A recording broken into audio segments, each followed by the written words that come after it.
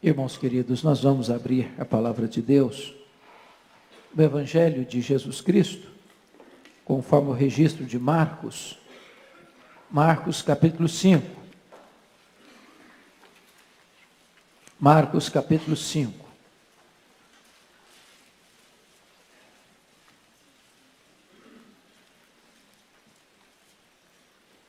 Nós vamos fazer a leitura dos versos 1 ao verso 20. Marcos 5, de 1 a 20.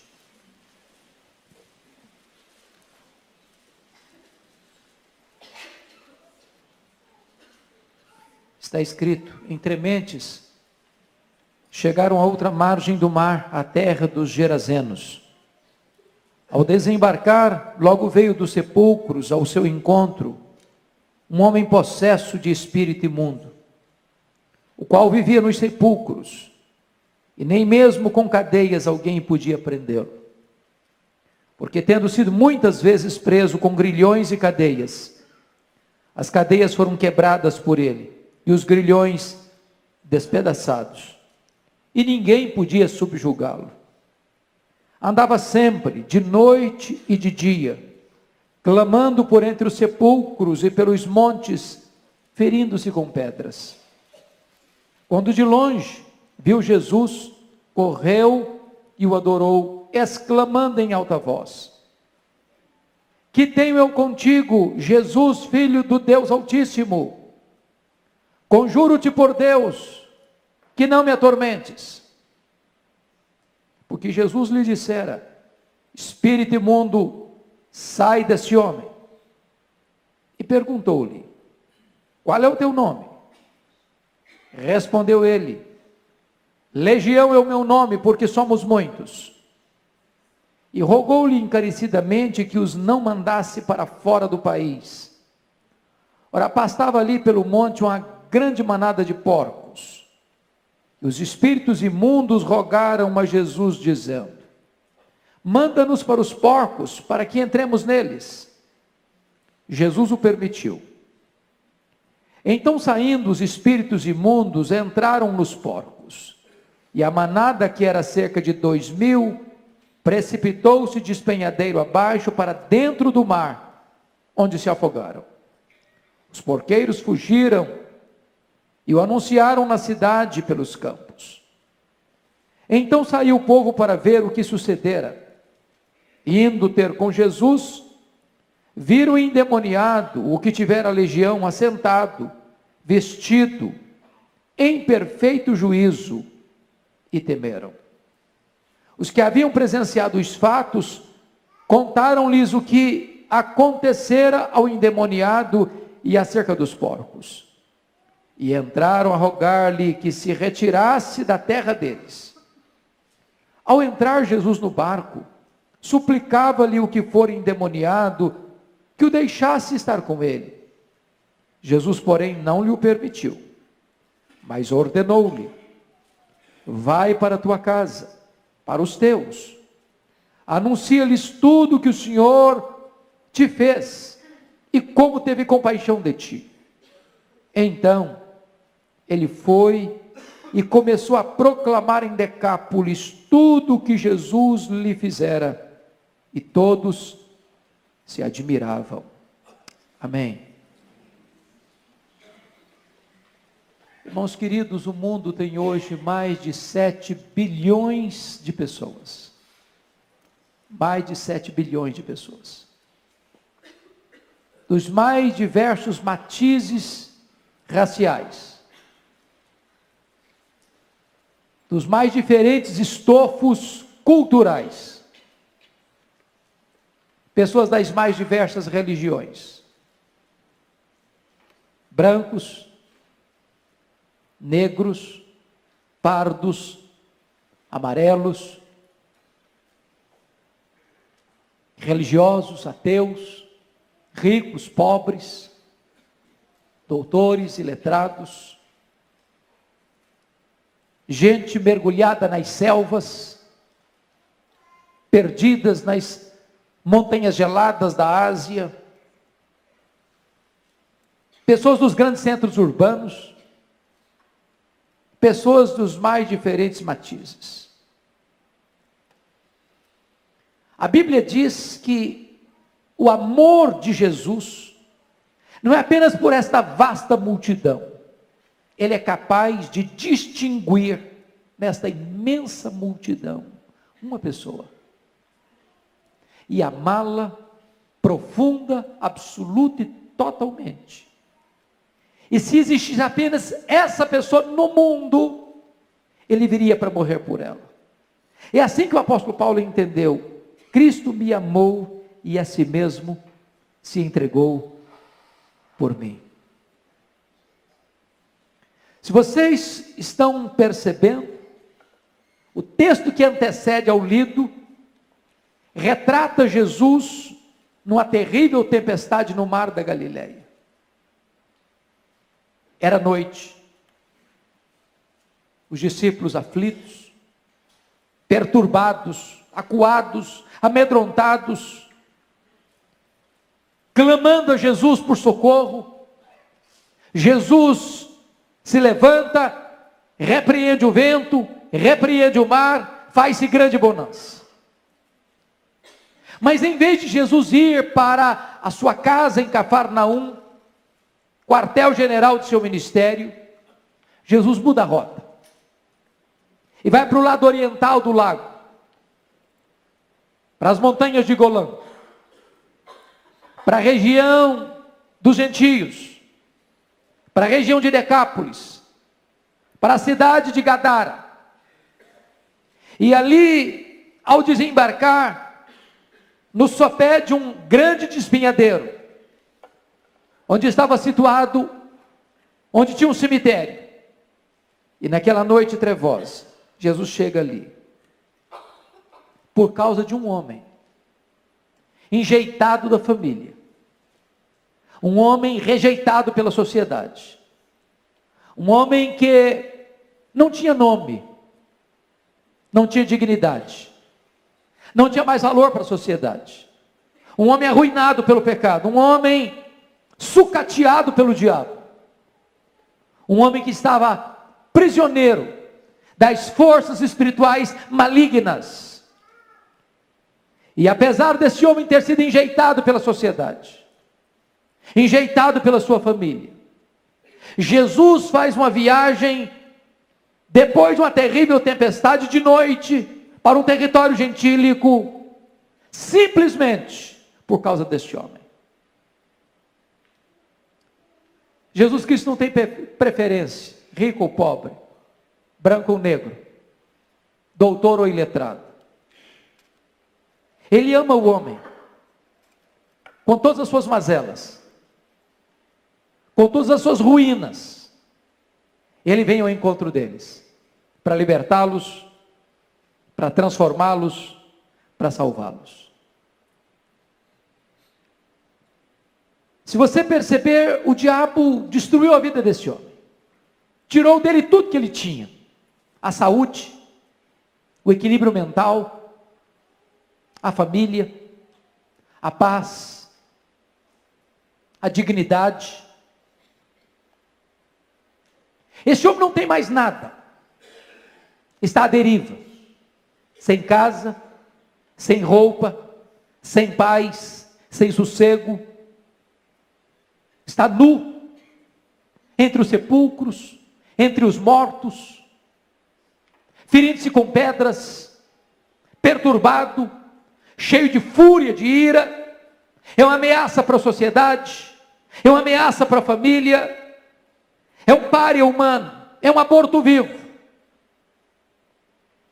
E não obstante toda essa destruição, pois vivia dentro dele uma legião de demônios, Jesus Cristo se importa com ele, Jesus Cristo valoriza ele, Jesus Cristo faz uma viagem para libertá-lo e para salvá-lo.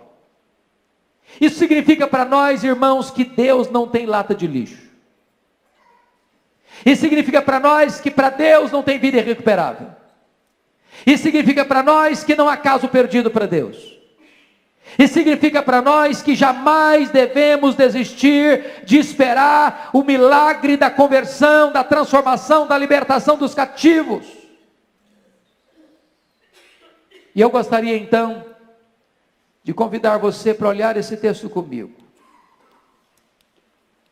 e para ver o que é que Satanás fez na vida desse homem, para depois nós vermos o que Jesus Cristo fez na vida dele. A primeira coisa que esse texto deixa claro é que esse homem estava possuído por uma legião de demônios. É bem verdade que nem todas as pessoas que estão nas mãos de Satanás estão possessas. Mas esse estava possesso. Quando Jesus pergunta qual é o seu nome, ele não responde João, José, Simão. Ele responde legião, porque somos muitos.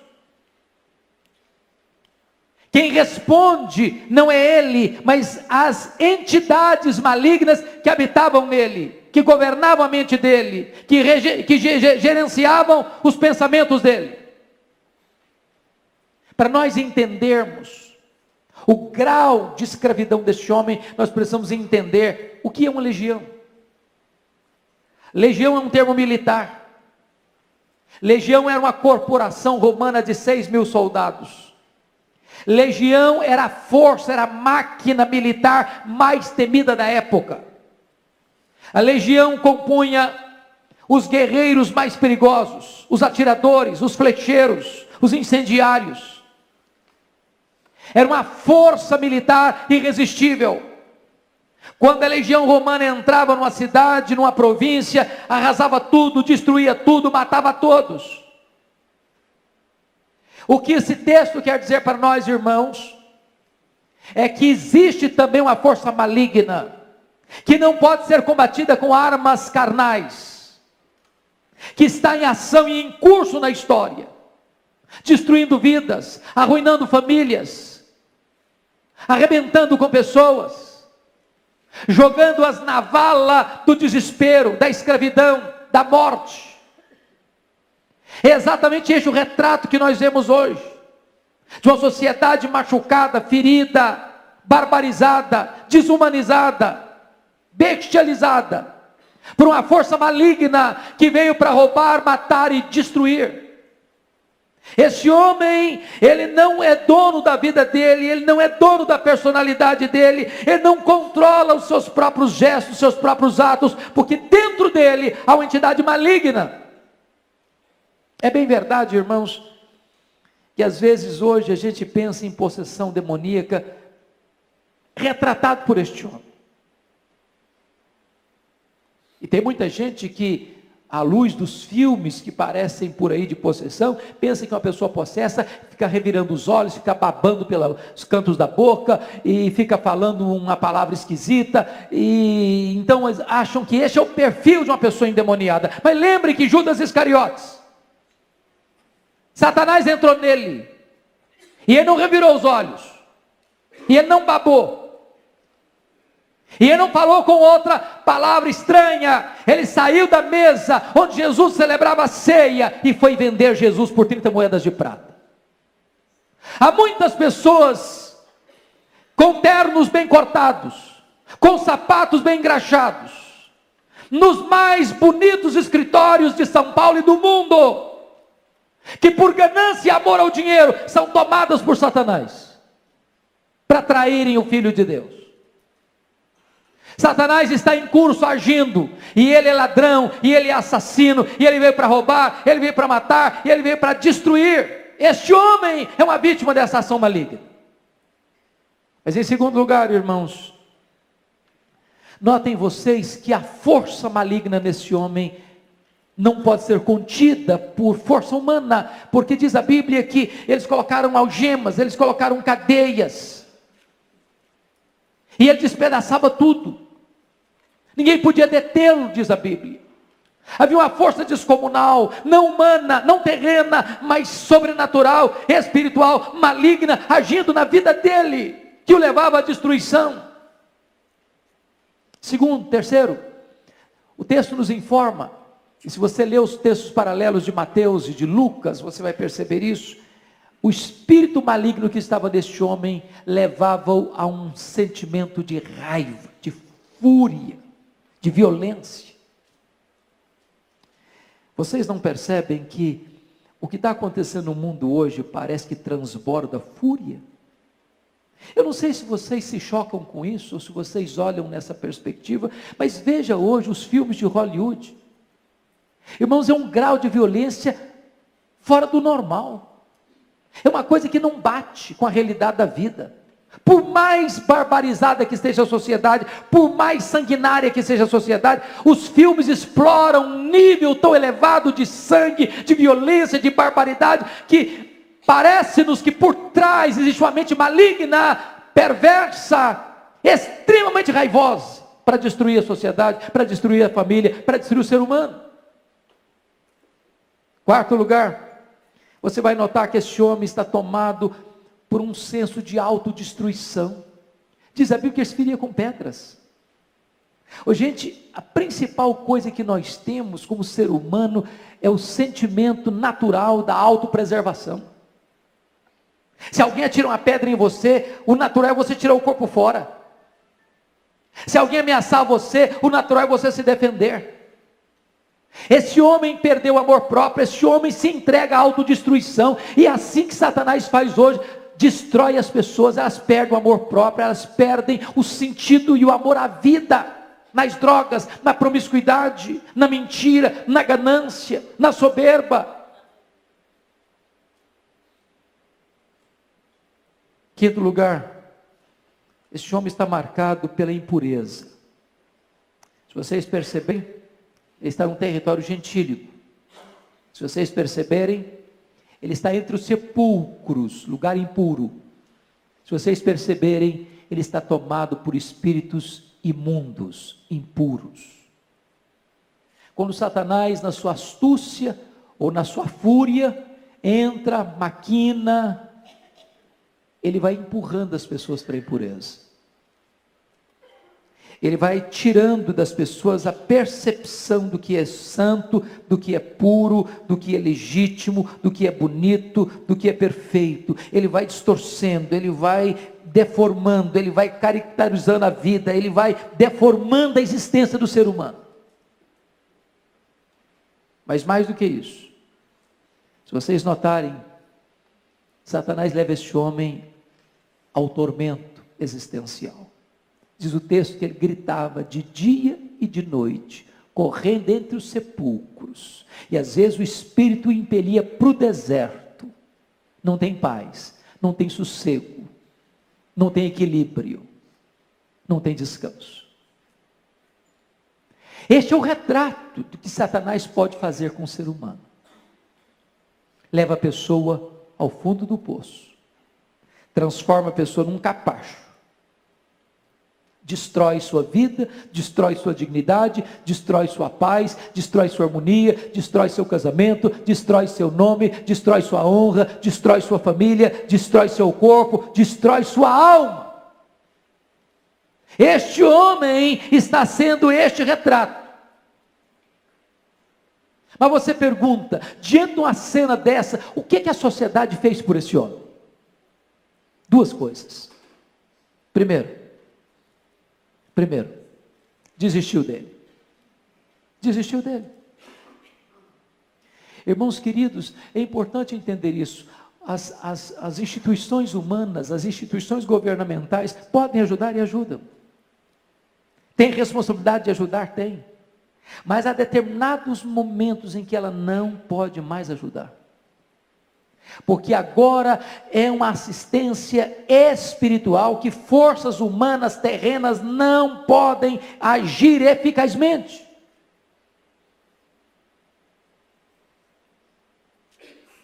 É uma obra espiritual. E é nesse sentido que o apóstolo Paulo diz que essa luta não é carnal. Você não vence essa luta com armas carnais. Tem que ser com armas espirituais, poderosas em Deus, para destruir fortalezas e anular sofismas. A sociedade desistiu desse homem. Esse homem está habitando entre os sepulcros, esse homem está no mundo dos mortos, esse homem virou um transtorno para a família, para a sociedade, e a sociedade desiste dele, porque os recursos que a sociedade tem para resolver o problema dele são falíveis, são pequenos, são limitados, são insuficientes. O máximo que a sociedade pode fazer por ele é botar uma algema no braço dele. nem essa algema pode contê-lo. Portanto, queridos irmãos, somente Jesus Cristo, Filho de Deus, pode trazer esperança para os escravizados pelo pecado, para os atormentados por Satanás, por aqueles que foram marcados, machucados, feridos, arruinados, sucateados por forças demoníacas.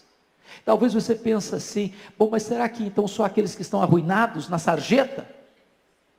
E os que vivem uma vida boa? E os que vestem roupas bonitas? E os que frequentam as festas mais requintadas? E os que andam de carros mais luxuosos? E os que frequentam as universidades mais famosas?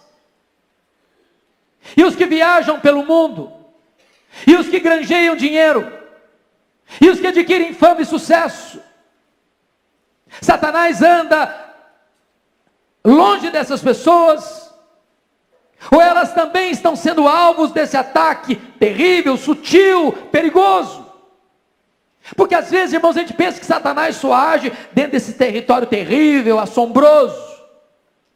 Mas eu lhes direi que o humanismo antropocêntrico, idolátrico, materialista, consumista, ateísta, é uma forma muito mais sutil, muito mais perigosa, que arranca tanta gente para levar para a escravidão, para a morte, para o inferno. Foi por isso que Jesus Cristo disse para Pedro, quando Pedro queria desviá-lo da cruz: arreda Satanás. O que Jesus Cristo fez por esse homem? A primeira coisa que eu encontro nesse texto, irmãos, é que Jesus libertou esse homem. É que Jesus quebrou as correntes. É que Jesus rompeu os grilhões. É que Jesus abriu os portões de ferro. É que aquele homem que não sabia o que era liberdade, o que era equilíbrio, o que era paz, o que era sossego para a sua alma, o que era perdão para os seus pecados, o que era alegria de viver, Jesus Cristo fez por ele. Eu não conheço a sua história, eu não conheço a sua vida, eu não conheço os detalhes da sua existência, mas eu quero dizer para você nesta noite, em nome de Jesus, que Jesus de Nazaré está aqui nesta casa, está aqui neste templo, e Ele é poderoso para perdoar, para libertar, para transformar, para trazer paz para a sua alma, para trazer equilíbrio para o seu coração, para trazer vida para a sua vida. A segunda coisa que Jesus Cristo fez para esse homem, irmãos, foi devolver a ele a dignidade da vida. Devolver dignidade da vida. A primeira coisa que você vai notar é que esse homem está assentado agora aos pés do Senhor Jesus.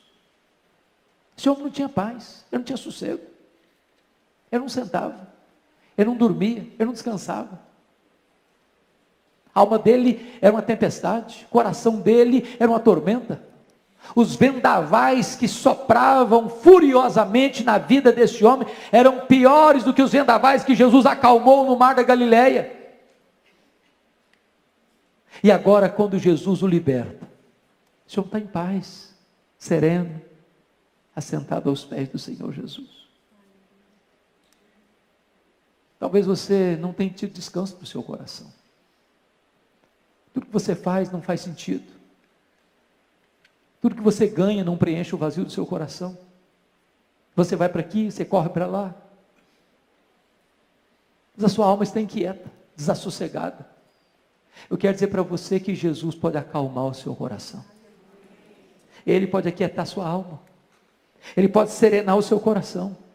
E você pode conhecer a bênção de assentar aos pés de Jesus, para ouvir a sua doce voz, para aprender com Ele, que é manso e humilde de coração.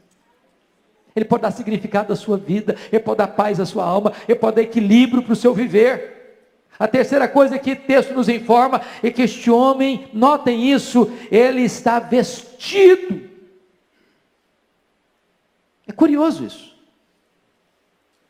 Já perceberam como Satanás quer deixar as pessoas nuas? Expô-las?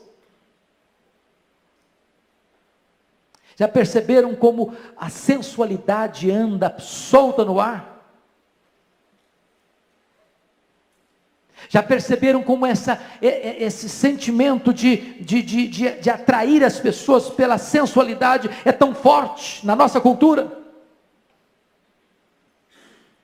Aqueles que têm um encontro com Jesus Cristo, eles passam a ter respeito próprio, pudor. Pudor. Eu posso lhes dizer que as nossas vestes revelam mais o nosso interior do que cobrem o nosso exterior. As nossas vestes revelam muito mais a nossa alma do que cobrem o nosso corpo. Quando você tem um encontro com Jesus, você começa a entender que o seu corpo é o templo do Espírito Santo. Que você não pode usá-lo de maneira irresponsável para provocar a sedução e levar o outro ao pecado, mas você tem responsabilidade de cuidar do seu corpo com dignidade. Mas mais do que isso, o texto nos informa que esse homem está também em perfeito juízo. Perfeito juízo. Os estragos que Satanás fez na mente desse homem foram revertidos. Aquilo que poderia ser talvez diagnosticado como uma doença mental, apenas como uma doença mental, Jesus Cristo vai lá e repara. Podem ter certeza disso, irmãos. É muito perigoso a gente dar um diagnóstico errado. Eu gosto muito de um escritor que diz o seguinte: eu prefiro chamar demônio de gente que chamar gente de demônio. Eu prefiro errar chamando demônio de gente que chamando gente de demônio. Porque hoje, dentro do meio evangélico, qualquer probleminha emocional é o demônio.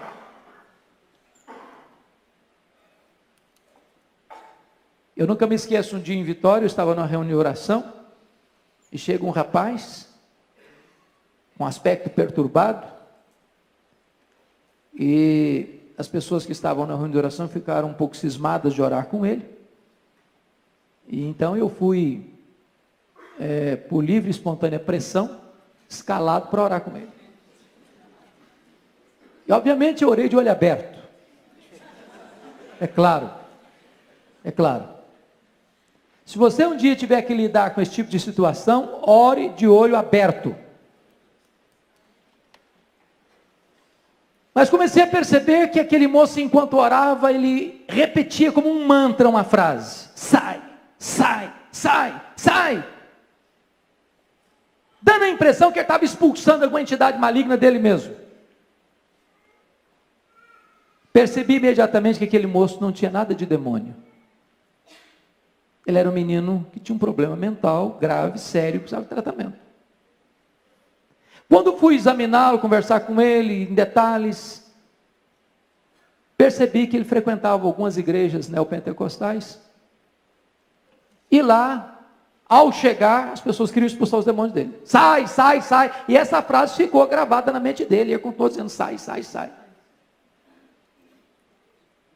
Fez um tratamento adequado, ficou curado. Graças a Deus, tem uma vida equilibrada. Mas existe o reverso. Muitas vezes se trata como doença mental aquilo que é demônio. Muitas vezes se aplica um recurso puramente medicamentoso para alguém que só vai ser curado no momento que for liberto. Este é o caso. Esse homem não tinha paz na sua mente. Ele vivia de noite e de dia gritando entre os sepulcros, furioso, nu, se ferindo com pedras. E no exato momento em que ele foi liberto, no exato momento em que ele foi perdoado, no exato momento em que ele foi salvo, diz a Bíblia que ele estava em perfeito juízo, vestido, assentado aos pés do Senhor Jesus.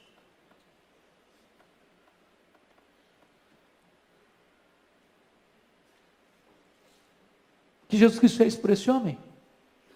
Jesus Cristo deu para ele uma gloriosa missão. Uma gloriosa missão. Fez dele um missionário. E aqui eu fico tão encantado com o Evangelho. Porque talvez a pessoa que hoje mais faz você chorar, talvez hoje a pessoa que mais traz preocupação para a sua família, talvez hoje a pessoa que mais faz você ficar angustiado, chorando, desesperado, diz, meu Deus, o que nós vamos fazer? O que nós vamos fazer? O que nós vamos fazer? Deus pode fazer um milagre tamanho na vida dessa pessoa, que essa pessoa vai ser o motivo e a fonte da maior alegria da sua família. Aquele homem que era um capacho de Satanás, transforma-se em um missionário para sua família, para sua terra, para as 10 cidades de Decápolis. Mas, queridos irmãos, eu gostaria de concluir esta breve meditação, dizendo para vocês que esse texto me intriga profundamente. Me intriga porque ele está eivado de pedidos, de petições. E Jesus atende uma série de pedidos, de petições. E quem primeiro pede nesse texto são os demônios. Eu não diria para você que os demônios oram, não. Acho que o demônio não ora, mas pede. E quando Jesus chega em Gadara, aquele homem endemoniado corre, se prostra diante de Jesus, adora-o, chama-o de Filho de Deus, com medo de viesse atormentar-nos antes do tempo, e faz 3 pedidos para Jesus. Primeiro, não nos atormentes antes do tempo. Preste atenção nisso. Ao mesmo tempo que Jesus é o libertador dos escravos, Ele é o atormentador dos demônios. Segundo pedido, não nos mandes para fora do país. Terceiro pedido, manda-nos para essa manada de porcos. Tinham 2.000 porcos pastando na região. E diz o texto que Jesus atendeu aos 3 pedidos. Aos 3 pedidos.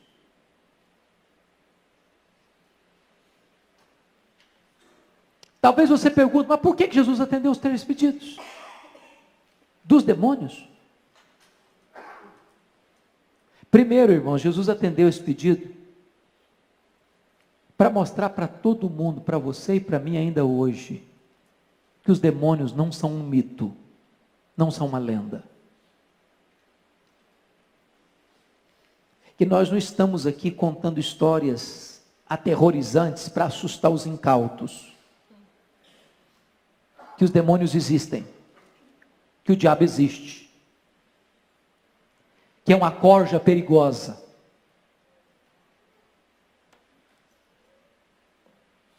que são espíritos malignos, que atormentam, que escravizam, que roubam, que matam, que mentem, que perturbam.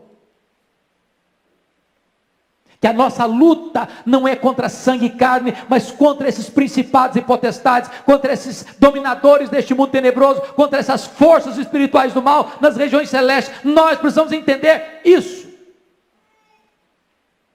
Segundo, Jesus permitiu, para desmascarar de uma vez por todas os valores distorcidos e invertidos de uma sociedade materialista que dá mais valor a porcos do que a gente. Porque diz o texto que os gadarenos vieram e expulsaram Jesus da terra deles, porque amavam mais os porcos do que gente. Aliás, os gadarenos não se importaram com aquele homem enquanto escravo de Satanás, e eles não importaram-se com aquele homem depois de curado e liberto por Jesus. Expulsaram Jesus da terra deles. Terceiro, Jesus permitiu, para ficar claro, evidente para todos, que quem tem poder e quem tem autoridade é Ele, Jesus Cristo. Os demônios ficam se Ele permitir, os demônios saem se Ele mandar. É importante entender isso, queridos irmãos. Nós estamos diante daquele que veio para desfazer as obras do diabo. Nós estamos diante daquele que já foi lá e amarrou o valente, e arrancou a armadura do valente, e saqueou a casa do valente. Você e eu, estando aqui nesta noite, somos prova disso, porque todos nós, outrora, estávamos na potestade de Satanás, no império das trevas, na casa do valente, e houve um dia em que Jesus Cristo foi lá e nos arrancou com uma mão forte e poderosa. E hoje você e eu somos agentes desta gloriosa mensagem, a mensagem do Evangelho, a mensagem que liberta o cativo, a mensagem que perdoa o pecador, a mensagem que salva e que transforma vidas. É curioso que Jesus atende os 3 pedidos dos demônios, para deixar isso claro. Mas em segundo lugar, Jesus atende o pedido dos gadarenos. E o versículo 17 diz que entraram a rogar-lhe que se retirasse da terra deles. E Jesus não discute. E Jesus não protela. E Jesus não argumenta. Jesus entra no barco e vai embora. Não tem nada mais perigoso para a sua vida do que dispensar Jesus. De Jesus eu não quero agora. Eu não quero. É um grande risco. É um grande perigo. Mas o que me choca e que me deixa perplexo nesse texto, e eu termino aqui, é que também esse homem agora, depois de curado, liberto, sentado aos pés de Jesus, em perfeito juízo, vestido, perdoado, salvo, também faz um pedido para Jesus. Versículo 18, ao entrar Jesus no barco, suplicava-lhe o que for endemoniado que o deixasse estar com ele. E Jesus que acabara de atender os 3 pedidos dos demônios, e Jesus que acabara de atender o pedido dos gadarenos, não atende o pedido desse homem. Não atende.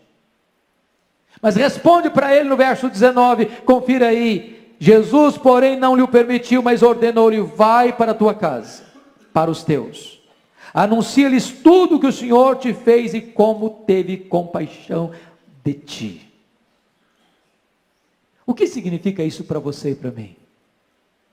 Significa que o primeiro território da nossa ação missionária precisa ser a nossa própria casa. O primeiro ambiente onde nós devemos dar testemunho do que Deus fez por nós é a nossa própria família.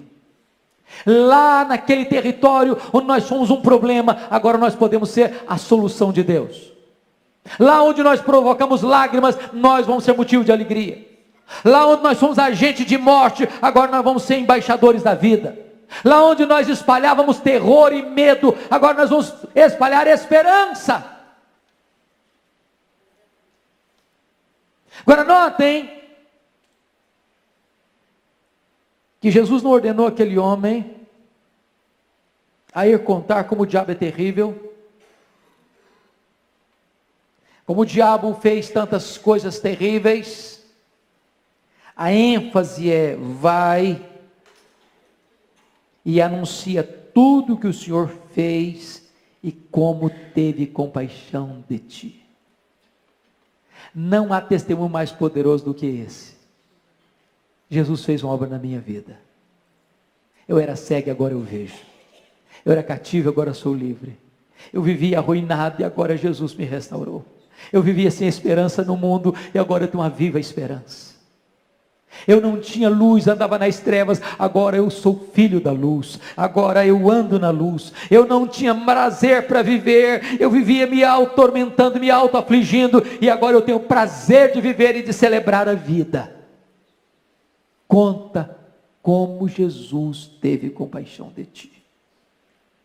E o verso 20 nos informa que então ele foi e começou a proclamar em Decápolis. Decápolis são 10 cidades. E ele começou a proclamar em Decápolis tudo o que Jesus lhe fizera. Ele não apenas começou a contar, contou tudo. Ele registrou tudo. Ele não deixou nada por dizer.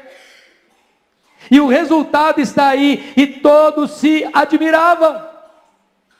É maravilhoso isso. Jesus vai embora de Gadara, mas antes de sair de Gadara, Jesus manda um missionário para Gadara. Jesus foi expulso daquela terra, mas antes de ser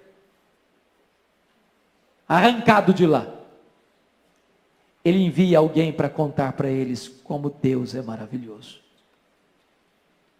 Queridos irmãos, a Igreja Presbiteriana de Pinheiros tem tido diante de Deus o cuidado, o peso, a preocupação, o desejo, o projeto, o anseio de alcançar essa cidade.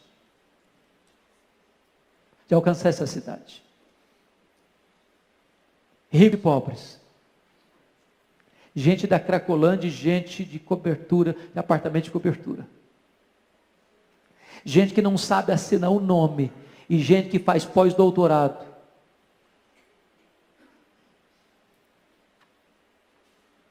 Gente que precisa de uma cesta básica, e gente que não sabe onde pôr o dinheiro.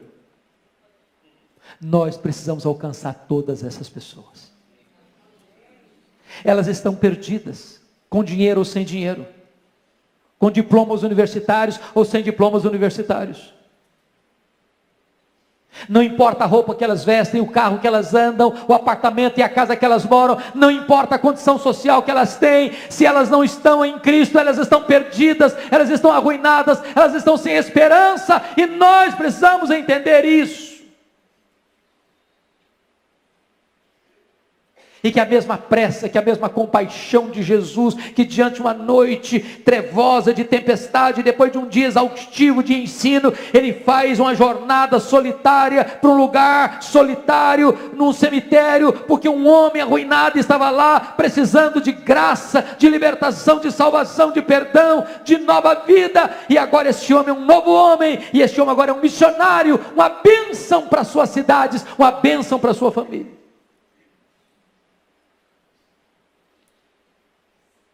Eu pergunto a você, o que é que Jesus Cristo já fez na sua vida? O que é que Jesus Cristo já fez na sua vida? Eu pergunto a você, o que você tem feito com aquilo que Jesus Cristo fez na sua vida? Quantas pessoas na sua família, quantas pessoas na sua parentela sabem disso? Quantas pessoas dentro da sua casa já foram impactadas com o seu testemunho? Quantas pessoas na sua escola, no seu trabalho, na sua profissão, no seu escritório, no seu hospital, na sua empresa, lá no seu comércio, lá nas suas atividades, sabem o que Jesus Cristo já fez na sua vida? Você não foi salvo apenas para imediatamente ir para o céu, porque se você fosse salvo só com essa penalidade, Jesus Cristo já teria levado você para lá. Se você está aqui, é porque Deus tem um plano a fazer através de você. Vai, conta para os teus, quanta coisa o Senhor fez por ti, e como teve compaixão de ti. Esse homem não desobedeceu essa ordem. Ele foi, ele contou tudo, e diz a Bíblia que todos, não alguns, não a maioria, todos se admiravam. Que Deus seja louvado, queridos. Que nós nos levantemos, cada um de nós nos levantemos, para dizer em alto e bom som, no poder do Espírito Santo, com a urgência devida, o que Deus fez por nós. O que Deus fez por nós. Vamos orar ao Senhor. Feche seus olhos. Curva sua fronte, por favor.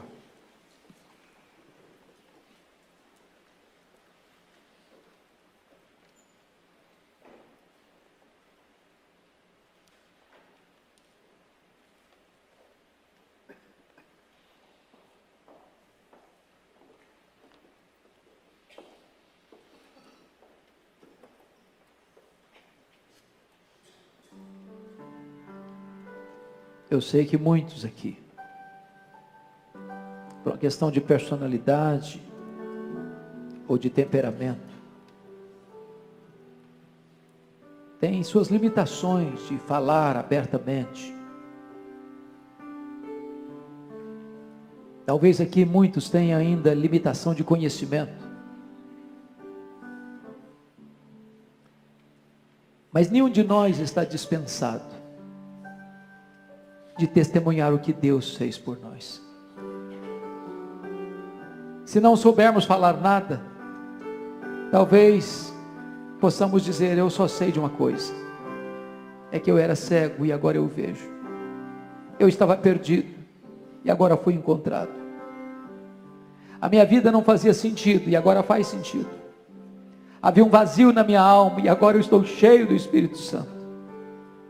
Havia uma tristeza nos meus olhos e agora a alegria do Senhor é a minha força.